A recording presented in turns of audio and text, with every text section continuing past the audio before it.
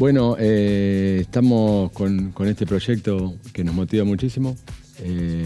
Como equipo de trabajo estoy a la cabeza de esta idea que traje de otro lugar y estaba convencido que en nuestra zona nos iba a venir muy bien y la gente lo demostró así. Ambulancia del Deseo es un proyecto que arrancó, para mí desde mi punto de vista, lo conocí en España cuando fui a un curso referido sobre mi trabajo. En 2018 creo, lo conocí allá y arranqué un poco a conocer, ya que es un área que me sensibiliza bastante, el tema de los pacientes en ese estadio en diversas patologías, y muchas veces he atravesado por alguna situación personal o familiar que muchas veces uno tiene. Le traté de dar un enfoque cómo lo podíamos aportar acá a nuestra región. Este proyecto consta de una estructura que arrancó en Países Bajos, se llama Ambulancia del Deseo, y cumple básicamente deseos de pacientes en la etapa final de la vida. Tal cual, en esta última etapa de la vida, algo que para nosotros, los que estamos bien, puede ser sencillo. Un día de sol, ir a mirar el río, si te gustaba mirar el río, un anhelo que quedó por hacer, algún deseo inconcluso, versus, le llamamos nosotros deseos posibles. La realidad es que le llamamos deseos posibles a esto, a cosas simples que por la condición física de la etapa de la patología que están cursando no la pueden hacer por sus medios. Nosotros la acercamos de manera segura con un equipo sanitario que acompaña. Sí, nosotros asumimos con mucha responsabilidad esta tarea, ya que, como bien vos comentabas, es una parte delicada y sensible trasladar un paciente en esas condiciones, hacerlo de manera segura y que la idea es que sea disfrute y no un problema. Entonces, por eso que tratamos de ver todas las aristas posibles, no solo con el móvil en sí, que Ambulancia del Deseo obviamente es una ambulancia habilitada para traslados, pero nosotros, más allá de la ambulancia propiamente dicha, hacemos foco en el equipo humano que acompaña. No solo que son profesionales de la salud, sino que a nivel de contención y acompañamiento, literalmente, acompañamos un momento sensible junto con la familia, pero no solo el paciente, sino que la familia está viviendo un momento. Entonces, es de mucho respeto y mucho amor, atravesado por mucha empatía, ya que no es fácil en un momento así, si bien ponerse en el lugar del otro sin sentir o sin estar enfermo no es lo mismo. Nosotros, los trabajadores de la salud, en el día a día tratamos de ponernos en el lugar del otro. Tanto, como vos dijiste, estamos conociendo un recorrido y trazando iniciando una tarea que no se está haciendo en esta región, y nosotros traemos la idea de allá, y se asemejan mucho los deseos y las situaciones de otros países a las nuestras. Por ejemplo, pedidos para ver un partido de fútbol, para ver a un nieto a ir a hacer deporte, tal vez una fiesta familiar de un hijo que no podría ir porque está en un estadio que solo puede estar acostado o dependiente de alguna cuestión técnica, y nosotros acercamos a ese momento posible, le llamamos nosotros, porque hablamos de pequeños momentos que son recontra difícil para el paciente que está, y sin embargo cosas similares pasan en todos los lugares del mundo. Querer ir a ver a un familiar por última vez, acompañar inclusive una despedida, que acá de alguna manera, inclusive antes de arrancar con la estructura de la fundación, tuvimos la oportunidad de acompañar a una despedida de un familiar, y la verdad que son momentos sensibles, sí.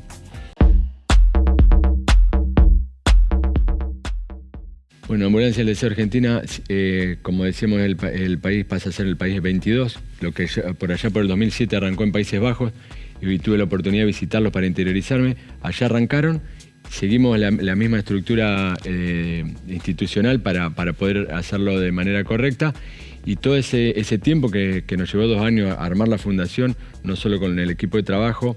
Recordemos que literalmente la ambulancia no la teníamos, y bueno, a modo de comodato nos prestaron una que estaba con el motor roto, la pudimos arreglar, la pudimos pintar. Todo eso que hicimos fue de manera solidaria, desde el mecánico, el pintor, el que nos rotuló las gráficas, todo fue de manera solidaria. Entonces, en esta cadena, cuando llegamos a un paciente, son un montón de personas y un montón de manos para que hayamos llegado a esta instancia.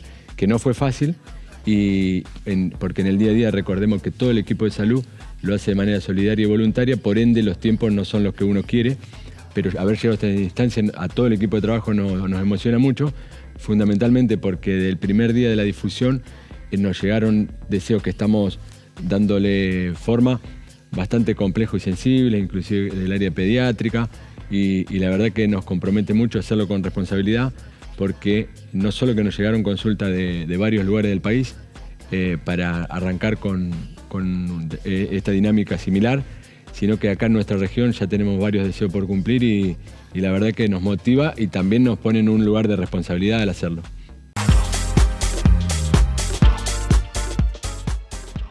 Bueno, es una linda pregunta porque yo creo que todos los trabajadores de la salud, más allá de esta actividad, inclusive en el momento rentado del trabajador de la salud y no siempre bien pago acorde a su función, el trabajador de la salud tiene la empatía y la predisposición voluntaria está vigente más allá de su cargo y su economía que le aporta el cargo, ¿no? Entonces, ayer me comentaban también en una radio esta misma pregunta con respecto a como similar a la que hacen los bomberos voluntarios. Y realmente no hay una palabra que lo pueda explicar, sí que un sentimiento de mucha alegría que genera ayudar. Y como en mi caso, creo que en muchos de nuestros compañeros esta dinámica empática implica también un regocijo y una alegría propia al momento de hacer algo por el otro. Yo creo que, bueno, como objetivo nosotros nos ponemos para operar mejor, ya que vemos y también está proyectado contagiar esto a otras provincias. Nos generó una linda inquietud desde Córdoba, de un área oncopediatría, a proyectar algo juntos con respecto a los deseos. Y cuando hablamos de explayarnos a las fronteras o pacientes que nos dijeron de ver el mar y todo esto, tenemos una ambulancia que está arreglada recientemente y tiene lo suyo. Y entonces nos pusimos como objetivo tal vez tener algo propio, hoy es en comodato, y algo que ya ambiciosamente decir el día de mañana proyectar algún vehículo propio nuevo. Ojalá pudiéramos ir por ese camino y de alguna manera, no la tenemos pensada cómo, nuestro objetivo sea tener una ambulancia propia y ya te digo, cuando uno dice nueva, para poder salir a donde haga falta sin pensar en la dinámica de la mecánica, ¿no? de la unidad. Pero bueno, hoy tenemos para el Rosario y el Gran Rosario, creo que estamos en condiciones de operar, pero como objetivo queremos intentar tener una ambulancia nueva.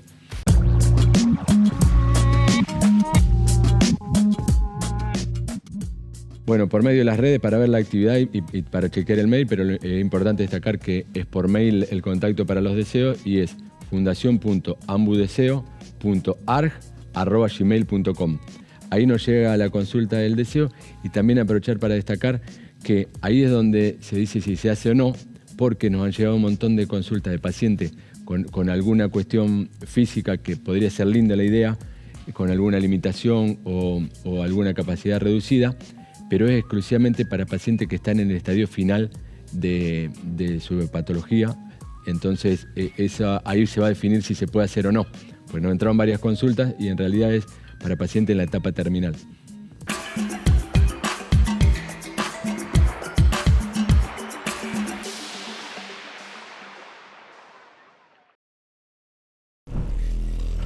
Automóvil rojo en la esquina, masculino en tu interior, sospechoso. Acá lo tenemos por todo, este masculino firma en la vereda. Ahí no consulta. ¿A este masculino lo tiene visualizado usted por las COI? Sí, señora, firma. Ahí lo estamos viendo por las COI. Recibido todo. Ahí lo tiene por colector al lado oeste. Ahí necesito una unidad y un mensaje. Ellos con la avenida. Al norte. Se le está dando la fuga. Ya la fuga. Estamos por barrio Sarmiento, pero ¿Dónde está? ahora hay una cosa con otra mano.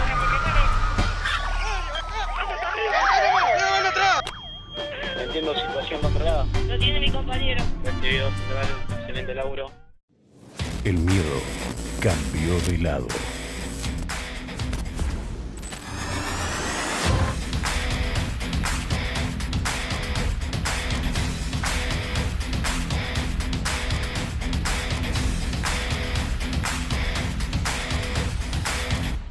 Prometimos la reconstrucción de los cruces de vías y cumplimos. Callao y Fontezuela, Cruce Alberdi, Eva Perón y Cuba, Felipe Morey y Santa Fe. Obras que hacían falta. Municipalidad de Rosario. 6, 5, 4, 3, 2, 1, Kini 6. Son solo 6 pasitos, Kini 6. 6, 5, 4, 3, 2, 1, Kini 6. Son solo 6 pasitos. A la suerte hay que ayudarla. Con el Kini estás a 6 pasos de tus sueños. ¿Qué esperás para cumplirlos?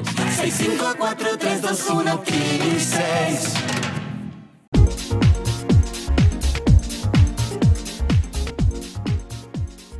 Mira, fue un gran desafío. Yo venía de haber sido, como decís, concejal de la ciudad de Rosario durante 6 años. Eso me permitió conocer muchísimo la ciudad. Yo tenía un rol también dentro del consejo muy ejecutivo. Siempre fui una mujer de no quedarme quieta, de resolver, más allá de lo legislativo propiamente dicho y del consejo en su funcionamiento, que es un lugar que siempre digo al que quiero, al que amo, es una institución la cual respeto, que ojalá vuelva a tener el prestigio que tuvo en otros momentos y que todos los que pasan por ese lugar valoren ser concejal de la ciudad de Rosario. Eso me permitió conocer mucho la ciudad. Vengo, lógicamente, no lo oculto, de la política. Yo soy una ferviente mujer creyente en que la política es una herramienta de transformación y que los lugares que uno puede ocupar están para poder cambiar al menos el metro cuadrado de alguien. Cuando el gobernador Puyaro primero me convoca para ser secretaria de Transporte de la provincia, mi primer gran desafío en el gobierno provincial, que fue durante un año. Para mí ese fue el primer gran desafío. Tuve a cargo no solamente el transporte interurbano, sino los puertos, de los 4 puertos públicos de la provincia, los aeropuertos, el transporte de carga. Fue un gran desafío, trabajamos muchísimo con una visión productivista, que eso no venía pasando al estar dentro del ministerio del ministro Puccini. Bueno, y al año, muy paradójico, porque yo estaba terminando mi resumen de gestión de ese año con el ministro y presentándole cuál era el objetivo de ese año para el año próximo, me llama el gobernador y me propone poder presidir Aguas Santafesinas. Yo me quedé helada, lógicamente no me lo esperaba. Pensé que casi que era un chiste, porque a veces el gobernador, con los que tiene alguna cercanía, tiene esa cosa de llamarte, preguntarte cómo estás, es una persona muy humana. Yo me reí y le digo, bueno, Maxi, ¿esto es cierto? Sí, mira, Renata, te necesito ahí. Iba a hacer unos cambios. Quien presidía Aguas iba a presidir la EPE y creyó en mí, que mi perfil era el adecuado, que venía haciendo un buen trabajo en transporte y que necesitaban una persona de mis características para presidir Aguas Santafesinas. Así que rápidamente, por supuesto, le dije que sí. Yo entiendo que uno tiene que estar donde la política lo necesita. Realmente, para mí, un mega desafío. Es una de las empresas más grandes que tiene la provincia de Santa Fe, con un servicio esencial, de los más básicos y de los más importantes que tenemos los seres humanos, que es el servicio de agua potable y de saneamiento de líquidos cloacales. Vinculado absolutamente con un servicio público, pero también con la salud de las personas. Así que rápidamente empezamos a trabajar en la transición y 26 de enero creo que fue la fecha que asumí del 2025 en Aguas. A partir de ahí, un gran desafío, una empresa que estaba recién caminando. Cuando la gestión Puyaro toma el gobierno, la empresa estaba fundida. Siempre lo explico muy simple. Si fuera una empresa, que es una empresa, una sociedad anónima, pero si su capital fuera privado, es una empresa liquidada, fundida, o sea, hubiese ido a liquidación. Eso no sucedió porque es una empresa que sus acciones son del gobierno de la provincia de Santa Fe y le inyectaban todos los meses casi el 90% del dinero del tesoro para poder sostener los costos operativos de la empresa. Esto quiere decir que con dinero de todos los santafesinos se sostenía la empresa, que solo presta servicio en 15 ciudades de la provincia de Santa Fe. Algo totalmente injusto. Y que además no permitía poder proyectar en lo que sí tiene que hacer el gobierno, que es invertir en obra pública relacionada al saneamiento. Entonces ahí entramos en un proceso rápidamente de acomodar números. Hicimos una reunión muy puntual de hacia dónde quería ir el directorio y marcamos el objetivo, que era ese año había que llegar al equilibrio financiero. Y eso hicimos, recortamos gastos, equilibramos tarifa, por supuesto, porque era algo que no se había hecho y que también la gente entiende que un servicio tan importante como el agua potable no podía salir 2.000 pesos una factura cuando nosotros asumimos. Y que además no solamente en la factura del agua vos pagás solamente por el agua, pagás por el agua, pagás por la cloaca y en el centro y macrocentro pagás por el servicio de mantenimiento de pluviales. O sea, 3 servicios en una sola factura. Así que nos pusimos a trabajar con el equipo de aguas, un gran equipo, un equipo que hoy tiene un compromiso, te digo, para mí admirable. Yo trabajo con ellos, yo fui sola a la empresa, o sea, no entré con un equipo. Mi equipo hoy es el equipo de aguas. Solamente lo que hice fue reestructurar un poco el equipo gerencial, encontrando perfiles que para mí eran más adecuados en una posición que en otra, casi como un director técnico. Yo soy la Scaloni de Aguas Santafesinas y puse a quien era gerente comercial a ser un gerente general, que es Cristian Latino, que es una persona con 28 años de experiencia, había sido jefe de distrito en varias ciudades, había coordinado la gerencia operativa en Rosario, conocía mucho la empresa y junto con él, que es un histórico y un comprometido y un enamorado de la empresa, dijimos, bueno, hay que meterle para adelante. Y hoy estamos con estos números, con mucha inversión, el gobierno ahí tomó una decisión también histórica. Yo creo que lo que ha hecho el gobernador Puyaro en todas las áreas, pero hablo de lo que a mí me ha tocado tener que gestionar, ha tomado la decisión de invertir millones de dólares en agua y saneamiento en las ciudades donde Agua Santafesina presta servicio con obras históricas. Lo que estamos haciendo en Rosario y Santa Fe, con la renovación de redes de agua potable y cloacas, es maravilloso, no se hacía desde hace más de 20 años cuando la empresa estaba en manos de los franceses. En el año 2025 terminamos la primera etapa de renovación de redes en Barrio Lourdes y Pichincha, ahí con una inversión de aproximadamente 6.000 millones de pesos. Eso hizo que cambiara sustancialmente el servicio en ese barrio. Fuimos a medir presiones antes y después y aumentaba la presión, en algunos casos más del doble de que cuando se cambiaron esos caños, que el gobernador seguramente lo deben haber visto en algunas notas, los mostraba, caños de más de 100 años. Lógicamente, eso se rompe, eso genera inconvenientes, eso genera que haya corrosión y que la gente en donde tiene que pasar en un caño de 110 pase solamente un hilito de agua. Hablábamos con los vecinos y un vecino nos dice, el agua se emocionó y empezó a salir por todos lados, entonces tuvieron que los propios vecinos empezar también a acomodar sus instalaciones internas. Pero lógicamente eso demuestra que cuando se hacen las cosas bien, con austeridad, con honestidad, se puede invertir en donde realmente hay que invertir. Este año ya estamos por arrancar la segunda etapa de renovación de redes en el centro y microcentro de la ciudad, zona entre Oroño, Pellegrini y El Río, también histórica, es la zona con los caños más viejos. Esto va a permitir también que, solucionando grandes problemas del centro, se distribuya mejor el agua en otras zonas de la ciudad, o sea que con una obra en un lugar estratégico y central, que es el centro, beneficia a vecinos que viven también en los barrios. Vamos a encarar la obra de la segunda etapa del acueducto Gran Rosario, histórica obra que ha quedado pendiente, que se licitó varias veces, que se cayó, que entiendo que esta va a ser la obra que se va a llevar adelante, porque cada obra que el gobernador Puyaro empieza, obra que se termina y obra que se sigue y que con mucha honestidad, con precios, te diría, históricos, lo dicen hoy hasta las mismas empresas que juegan en las licitaciones. Juegan con mucha libertad, con mucha competencia. Eso hizo también que hoy los precios bajaran en todas las áreas del gobierno. Nosotros estamos dentro de la órbita del Ministerio de Obra Pública, o sea que con el ministro Enrico habitualmente nos reunimos y con todo el gabinete y podemos mostrar ahí números de cómo bajó el monto del costo de la obra pública.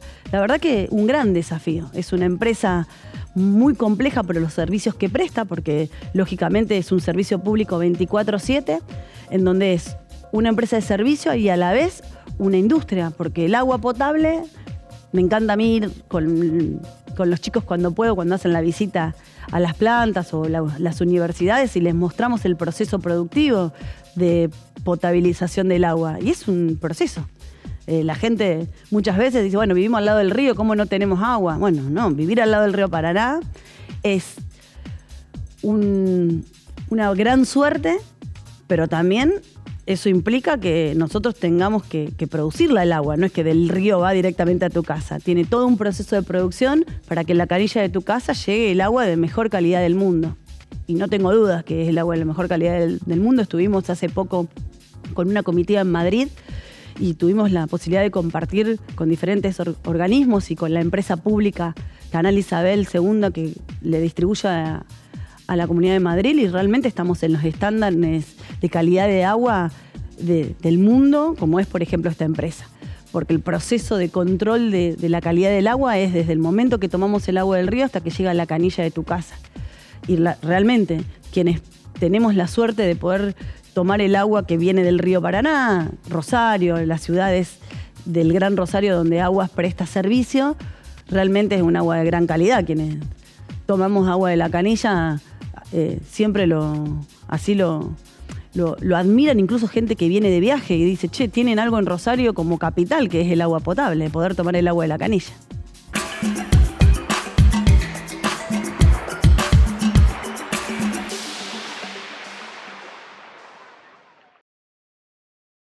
Santa Fe tiene la fuerza y tiene la voluntad. Solo faltás vos. Sumate al equipo de voluntarios de los Juegos Suramericanos. Toda la info en santafe2026.ar. Unite a la fuerza de la voluntad. Gobierno de la provincia de Santa Fe.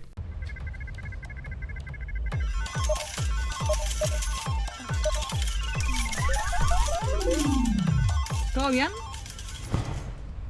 Apostar nunca es un juego. Rompe el silencio. Pedí ayuda.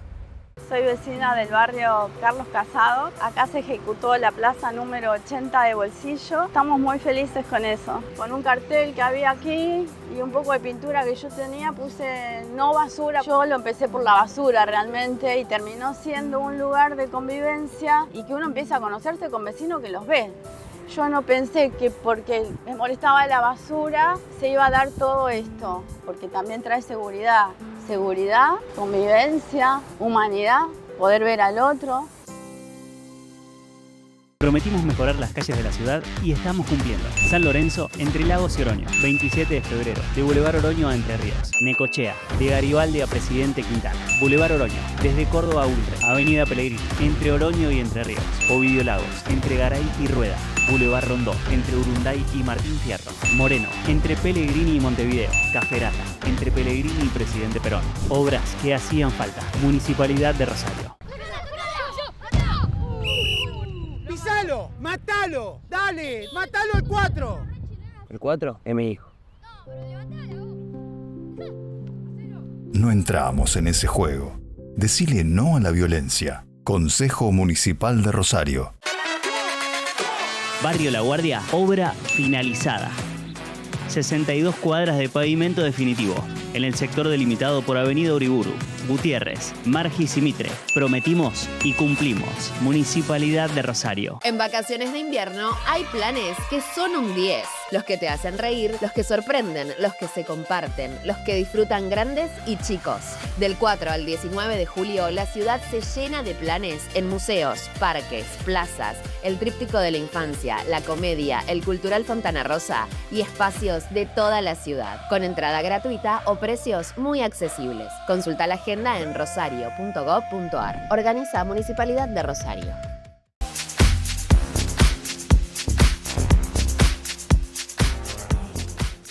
Uno de los puntos del cambio cultural que venimos haciendo en la empresa, esto es todos los días, es levantarnos todos los que hacemos agua. Yo digo, somos una gran familia, desde quienes nos toca conducir hasta la persona que está en la puerta de tu casa arreglándote el caño cuando se rompe, en verano, en invierno, mojado, bajo la lluvia. Nosotros, eso yo realmente lo reconozco, trato de estar en todos lados de la empresa porque realmente quienes hacen ese trabajo tienen una vocación que es de ser sanitarista. Cuando llegás ahí y te dicen nosotros somos sanitaristas, realmente es así, yo digo con mucho orgullo. Yo me voy a ir en algún momento porque las gestiones son así, uno pasa y deja algo. Yo llegué a la empresa como una persona de la política, como una gestora si querés, y me voy a ir como una gestora sanitarista, porque el amor con el que se trabaja en esa empresa te lo transmiten a quienes estamos de paso.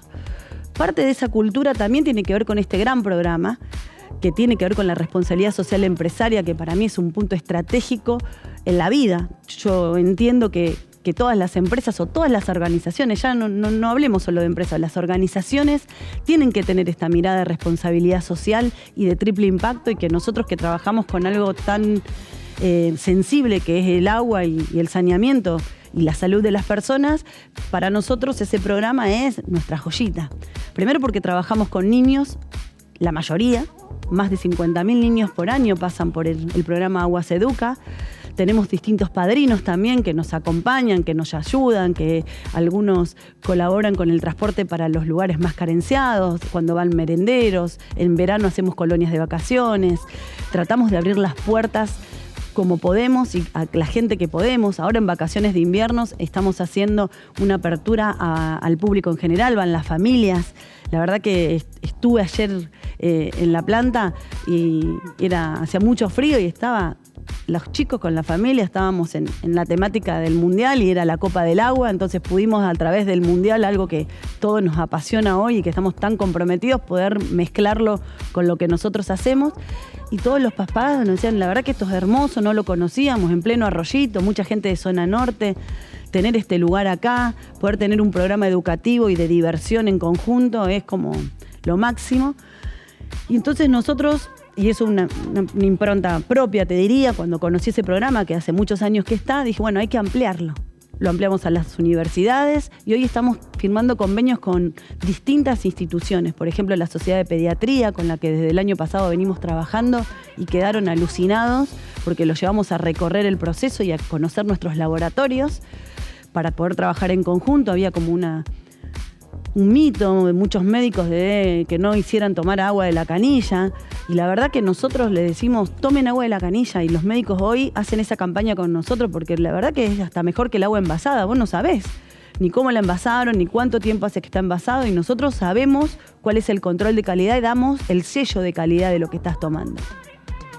Esto nos permitió como ejemplo decir, bueno, vamos a seguir ampliando esto. Entonces estamos haciendo convenios con distintas cámaras, con la Cámara de la Construcción, que dice, bueno, ¿qué tenemos que ver? Y tienen que ver porque ven el proceso. Muchas de esas empresas son las que después juegan en las licitaciones y hacen las obras, y que vean la magnitud y la importancia de lo que están haciendo.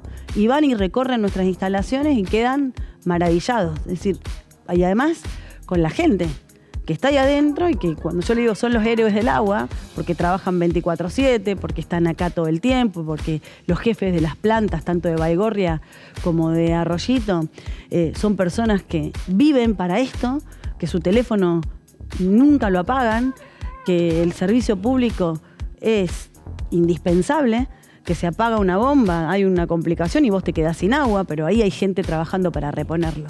Entonces, ese cambio cultural tiene que ver también con la educación de las personas. Por eso yo digo, es muy importante trabajar con los niños, y que acá te lo digo como mamá, porque mi hija fue cuando yo no tenía nada que ver con agua, en ese momento yo estaba en el consejo, y fue con la escuela en 5º grado, y volvió a mi casa alucinada con lo que había visto, y hasta el día de hoy con una conciencia del cuidado del recurso. Cerrar la canilla, si te lavas los dientes, mantener la canilla cerrada, cuánto tiempo te tardás en ducharte, por qué usamos el agua para todo, porque el sistema es así, y bueno, entonces tenemos agua potable, hay que cuidarla. Es hoy un privilegio quienes podemos tener acceso al agua potable. Y por otro lado, también transmitir esto incluso a mis propios compañeros del gobierno, ¿no? Que cuando voy me dicen, bueno, ahí viene la chica del agua, porque todo el tiempo estoy a la hora de obviamente, ir a discutir mi presupuesto, es decir, no se olviden que tenemos que seguir haciendo obras, que hay que hacer esto del acueducto Gran Rosario, que va a permitir que la gente pueda tener mejor servicio y que mucha gente que hoy no tiene acceso pueda tener acceso, más de 500.000 personas en la región. O sea, esas son las obras que te cambian la vida realmente. Entonces, también es como ser una mentora del recurso. Y la educación para mí es todo. Y ahí estamos manejando un poco lo que es la educación del cuidado del agua, pero también con el medio ambiente. Es todo el conjunto, porque como vos decís, es un recurso escaso. Nosotros somos uno de los pocos lugares en el mundo que tiene la cantidad de agua del río, como un río Paraná, y de los para poder producir agua superficial. La mayoría del mundo que genera, que produce agua potable, lo hace con agua subterránea. Entonces, que nosotros podamos tener esto, hay que verlo como un privilegio, no como algo que está dado. Pero bueno, yo lo que digo también es, a veces nosotros, en nuestro caso, tenemos el problema de la abundancia. En otros lados, cuando fui a España, tenían el problema de la escasez. ¿En qué trabajan? En la palabra esencial. Eficiencia en todo. ¿Por qué? Porque es un recurso que no tienen, que lo tienen que cuidar.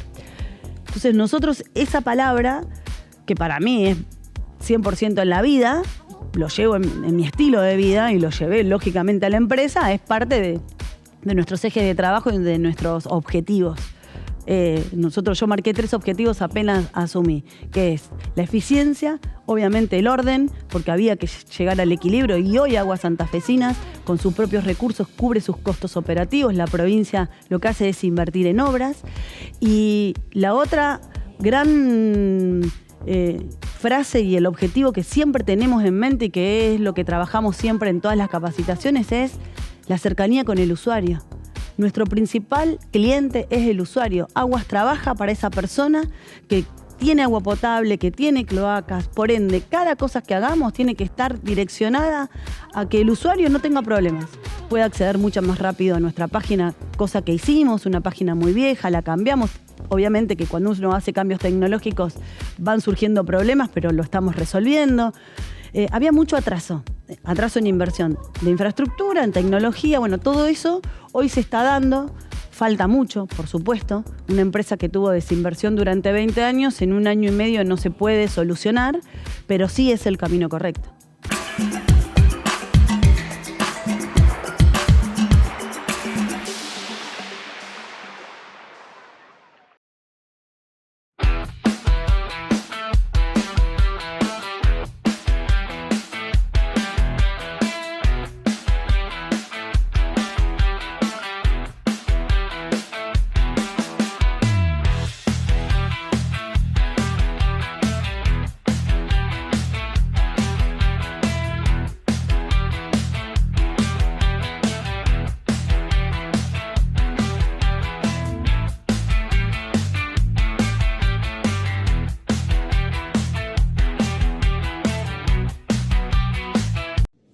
El miedo cambió de lado.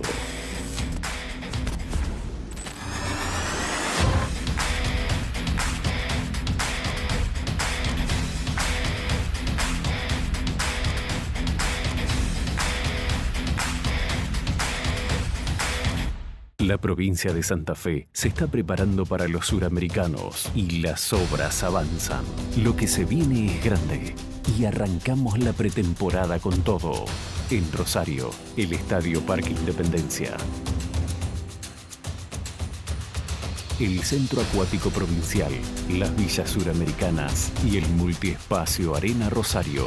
Juegos Suramericanos 2026. Obras que sí. Santa Fe Provincia. Bauti, acá no venimos solamente a ganar trofeos. Nadie te puede pedir que seas violento ni gritar.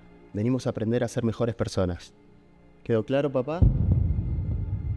No entramos en ese juego.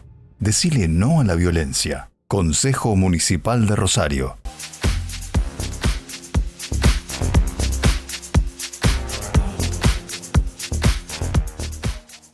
Bueno, si hay algo que muestra las consecuencias del modelo económico de Javier Milei sobre el interior del país, fundamentalmente, es la política de transporte. Apenas llegó Milei al gobierno en diciembre del 2023, decidió retirar los subsidios al interior del país, ¿no?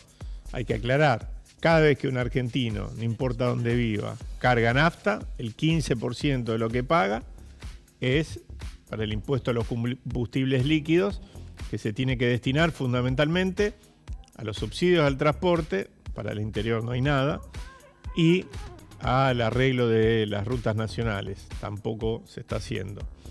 Ese retiro de subsidios lo que generó es que, por ejemplo, tomemos el caso de Santa Fe, el gobierno provincial, de manera muy poco imaginativa, muy poco sensible, decidiera suplir esos recursos permitiendo 6 aumentos para el transporte interurbano de pasajeros, que es lo que está bajo su órbita. 6 aumentos. Eso significa aproximadamente un 994% de aumento en lo que va de diciembre del 2023 hasta julio del 2026, hasta ahora. La consecuencia lógica de esto es una caída brutal en la cantidad de usuarios. Se calcula, son números estos de las empresas, que ha habido una caída de entre el 30 y 40% de los usuarios del sistema de transporte interurbano de pasajeros en la provincia de Santa Fe, transporte automotor de pasajeros. La otra consecuencia es que las empresas, para que les cierren los números, no solo aumentan la tarifa, sino que además retiran unidades de las rutas, en el caso del interurbano, y de las calles, en el caso del transporte urbano. Porque, hay que reproducir esta misma lógica en el transporte urbano de pasajeros de la ciudad de Rosario. No hay mucho más que agregar, es exactamente lo mismo lo que sucede. Y esto es un problema no solo para el usuario del transporte urbano, cada vez ocupa más de su salario el uso del transporte público. Si un laburante que venía de Baigorria a Rosario y volvía después todos los días, de lunes a viernes, es decir, que tenía que hacer 40 viajes, es decir, 5 días a la semana, ida y vuelta, 40 viajes mensuales. Eso en diciembre del 2023 era el 8% del salario mínimo de un trabajador. Hoy es el 40%. Por supuesto que nadie en su sano juicio va a utilizar transporte público con esos números, ¿no? Y acá vemos cómo hay un festival de combistruchas, el que puede trata de conseguir alguna motito, bicicleta, lo que fuera, porque es imposible. La consecuencia de esto es una brutal recesión, ¿no? Todo esto abona a un escenario profundamente recesivo al que nos ha llevado el gobierno, no por impericia, sino por decisión política.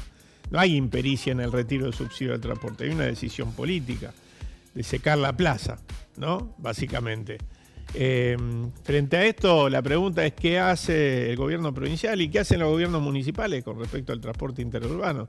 Bueno, nosotros lo que entendemos es que lejos de hacer lo que está haciendo, que es ir al bolsillo del usuario, que repito, no es solo un problema para el usuario, es un problema para la actividad económica y un problema para el sistema de transporte, lo que debería hacer, en este caso, ya que hablamos de transporte interurbano, el gobierno provincial, es ampliar el fondo compensador provincial, declarar la emergencia para ampliar el fondo compensador provincial, que haya recursos dispuestos para sostener el sistema de transporte. Eso como primer medida, ¿no? Más en el plano de lo inmediato, de la emergencia. Por supuesto que nosotros venimos planteando de larga data otras soluciones de fondo para el transporte de pasajeros en la provincia de Santa Fe, que es un gran talón de Aquiles de una provincia tan rica como Santa Fe, que sin embargo tiene una situación caótica en su transporte. Y no viene de ahora, ¿no? Viene de larga data. Lo que pasa que ahora estas decisiones que ha tomado el gobierno de Milei y que acompaña el gobierno de Puyaro, la profundiza. Ahora, la provincia de Santa Fe tiene una ley de transporte automotor del año 1935. Una ley que, por ejemplo, es la que le da marco de sostenimiento a las concesiones precarias con las que funciona el transporte interurbano hoy. Nosotros entendemos que debería irse a concesiones a término, con mayor control estatal, con penalización frente a los incumplimientos, con participación del usuario en esas políticas de control, etcétera, etcétera. Bueno, quizás hoy suene Argentina año verde, ¿no? Decir, bueno, vamos a discutir una ley de transporte y nos encontramos con que la nación retiró los subsidios y está por explotar todo. Bueno, creemos que, a ver, como dice el Martín Fierro, cuando venga un criollo a esta tierra a mandar, lo que hay que hacer es recomponer una política de transporte integral, porque el transporte es lo que permite que haya movilidad de las personas, movilidad de las cargas también, ¿no? Y que haya un desarrollo armónico y que haya arraigo fundamentalmente. Lo decimos siempre cuando planteamos otro de los caballitos de batalla que venimos sosteniendo hace tiempo, que es la necesidad de recuperar el transporte ferroviario de pasajeros y en particular en la zona metropolitana de Rosario y de Santa Fe. No puede ser que un pibe, una piba que estudia en la Universidad Nacional de Rosario y que vive a 40, 50 kilómetros de Rosario tenga que venirse un lunes y volverse un viernes, con todo lo que eso conlleva, mientras en el conurbano bonaerense y en la Ciudad Autónoma de Buenos Aires, esa distancia cientos de miles de personas la hacen diariamente y pueden tranquilamente estudiar en la UBA si así lo quieren, o si laburan en la Ciudad de Buenos Aires viviendo a 40 kilómetros de distancia. Hoy en la provincia de Santa Fe vos necesitas ir a radicarte a la cabecera de esos polos metropolitanos porque no tenés buena movilidad. No, claro que no es simple construir una alternativa, básicamente por una simple razón.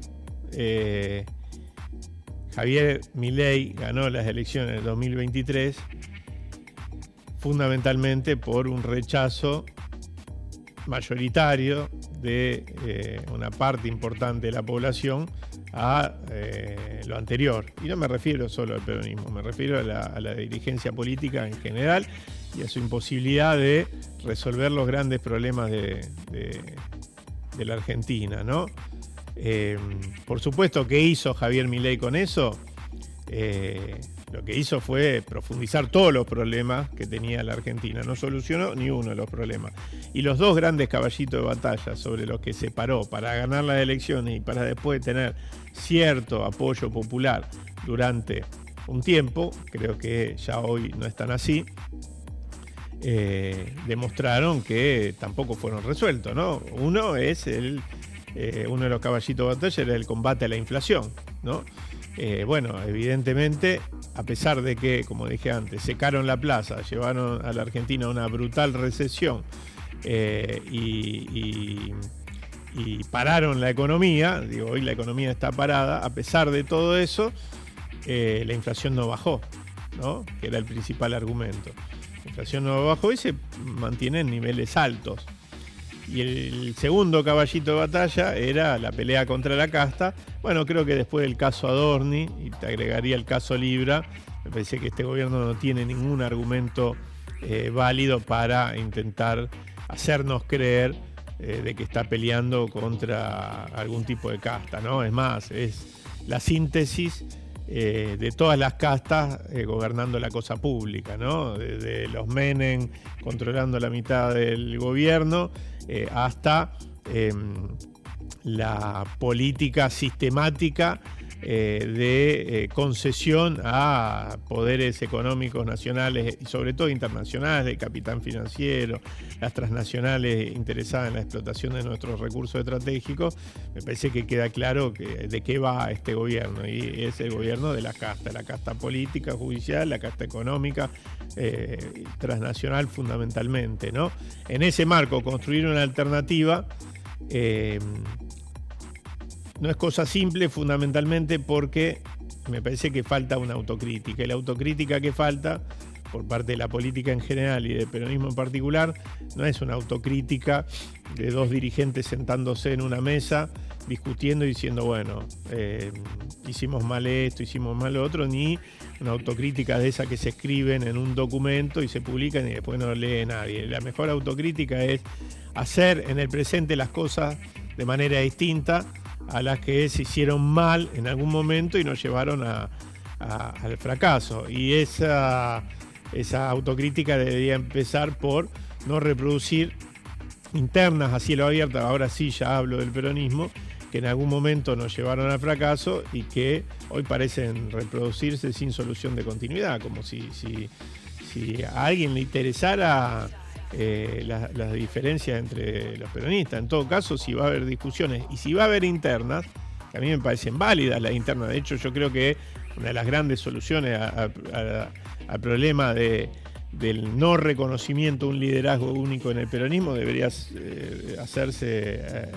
debería resolverse a través de una gran interna, ¿por qué no? Pero digo, una gran interna con discusiones programáticas, etcétera, y no solo de nombres, ¿no? De escuderías, que me parece que son que no llevan a ningún lado, ¿no?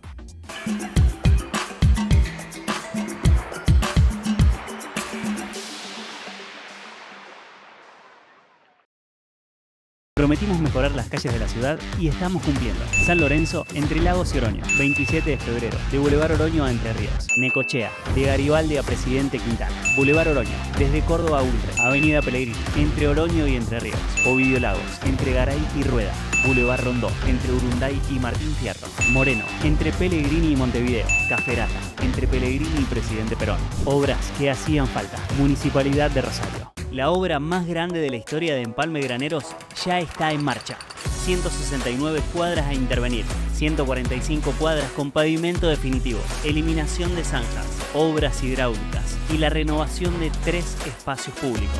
Empalme cambia para siempre. Municipalidad de Rosario, provincia de Santa Fe. El miedo cambió de lado.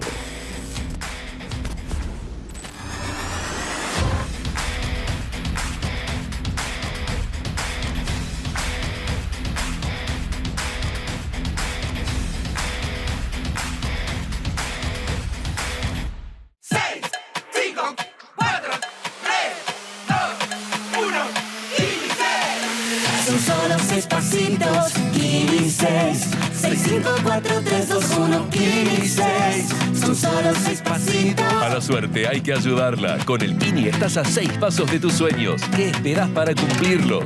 6, 5, 4, 3, 2, 1, Kini 6. Yo creo que si hay algo que hay que reconocerle a Javier Milei es la transparencia en el sentido de hacia dónde quiere ir, ¿no?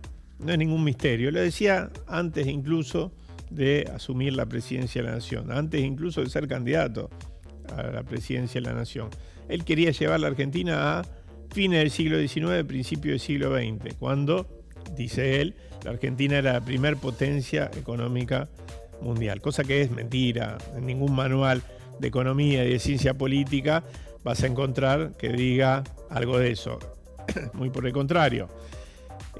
Tenemos como documento imperecedero de esa etapa el informe Vialé-Masset, que dice claramente que en ese momento los argentinos, los trabajadores argentinos, vivían en las peores condiciones, morían de enfermedades evitables en otros lugares del mundo y languidecían en establecimientos productivos como la Forestal, ¿no? Que era un símbolo de esa etapa, donde ni siquiera te pagaban con dinero, sino que te pagaban con papelito de colores que tenías que canjear en los almacenes de la misma empresa. Esa era la Argentina de principios del siglo XX, una Argentina sin chimeneas, una Argentina sin derechos laborales, sin derechos sociales, sin derechos, por supuesto, cívicos y políticos.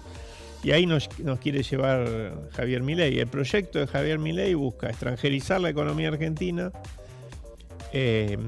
entregar nuestros recursos estratégicos a las transnacionales interesadas en su explotación y además alinear a nuestro país detrás de las potencias occidentales, fundamentalmente los Estados Unidos.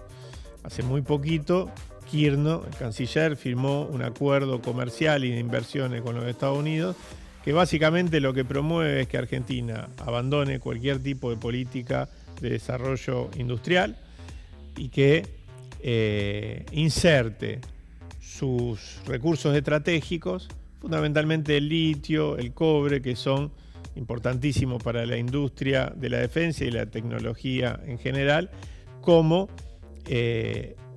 parte de la cadena de suministros de los Estados Unidos. En la disputa que tienen los Estados Unidos con la República Popular China en el sur, ¿no? En el hemisferio sur. Ese es el proyecto de Javier Milei. Todo lo otro es hojarasca, como les gusta decir a ellos, ¿no? Es piripipí. Lo decíamos cuando analizamos la ley base. dentro de la ley base vos podés ordenar dentro de estos 3 ejes, es decir, reprimarizar la economía argentina, extranjerizar nuestros recursos estratégicos y alinear a la Argentina detrás de las potencias occidentales, fundamentalmente de los Estados Unidos. Vos podías claramente establecer que cada uno de los artículos se ordenaba dentro de estos objetivos. Algo quizás como, no sé, lo de la toga de los jueces, que era como un placebo para que todos los boludos estemos discutiendo cosas accesorias. Todo el resto se ordenaba dentro de estos objetivos y lo vas a encontrar en cada una de las decisiones. Por supuesto que además es un gobierno comandado por un demente, por un orate, que le pone su impronta personal a todas estas políticas, pero no gobierna él. Él está en la Rosada, tuiteando, encarándose de mina, dándole de comer a los perros, a los reales y a los imaginarios, etc. Pero los que gobiernan realmente son esos intereses, fundamentalmente transnacionales, que piensan un país que es solo un proveedor de recursos estratégicos. La Argentina tiene lo que hoy el mundo exige y reclama, y a veces se hace de esos recursos con la fuerza, ¿no? Que son minerales, alimentos, agua dulce y energía. Y tenemos un gobierno que está dispuesto a entregarlo todo sin que eso derrame de ninguna manera hacia los argentinos. Es un proyecto para 7, 8 millones de argentinos. El problema es que somos 50 millones de argentinos, ¿no? Entonces, la principal apuesta de la oposición, volviendo a lo que me preguntaba antes, debería ser construir junto a los que trabajan, los que producen, los que construyen comunidad, los que están atados al suelo argentino y a la posibilidad de desarrollar una vida digna, solo si la Argentina le va bien. Están los que a los que le va bien cuando la Argentina le va bien, solamente, que son la mayoría de los argentinos, y están después los que le va bien cuando la Argentina le va mal, ¿no? Milei gobierna en función de los intereses de aquellos a los que le va bien cuando la Argentina le va mal, ¿no? Me parece que las cartas están echadas, está claro de qué la va este gobierno. Y si hay una parte de nuestro pueblo que todavía tiene alguna cifrada expectativa en que esto va a salir adelante, entiendo que es más por el rechazo a lo anterior que por una adhesión incondicional a este proyecto. Repito, este proyecto hoy no tiene para ofrecer ni recursos materiales a nuestro pueblo, nos ha llevado a una recesión de la que no hay salida con este mismo tipo de política, por un lado, y por otro lado, tampoco tiene para ofrecer recursos simbólicos, porque todas aquellas batallas que en el marco de esta, valga la redundancia, batalla cultural que dicen llevar adelante, decían estar sosteniendo contra la casta, la vieja política, contra los empresarios, etc., no existen, son ilusorias. En realidad, este gobierno es aliado de todos esos sectores a los que decía combatir, ¿no? Entonces, yo sé de lo que cree que este personaje no tiene posibilidad de reelección. Eso significa que porque, ya que estamos en clima mundialista, la pelota esté en el aire, va a caer del lado, en el caso del peronismo, va a caer en los pies del peronismo, o si uno puede pensar otros sectores, que va a ir hacia otros sectores que tienen otro tipo de proyecto que no es el del gobierno nacional. No, esto no es así, ¿no? La historia nos enseña también que hay que hacer cosas para que esto sea así, ¿no? Hay que reconstruir una expectativa de futuro, hay que decir fundamentalmente con quiénes se quiere construir un proyecto de país distinto, fundado en el trabajo, fundado en la producción, fundado en los lazos comunitarios, y actuar en consecuencia. La política tiene que dejar de pensarse en términos de representación para volver a expresar. Expresar es otra cosa, es integrar con protagonismo a aquellos que son los que con su esfuerzo construyen la riqueza nacional. La política tiene que dejar de pensarse en términos de representación para volver a expresar. Expresar es otra cosa, es integrar con protagonismo a aquellos que son los que con su esfuerzo construyen la riqueza nacional.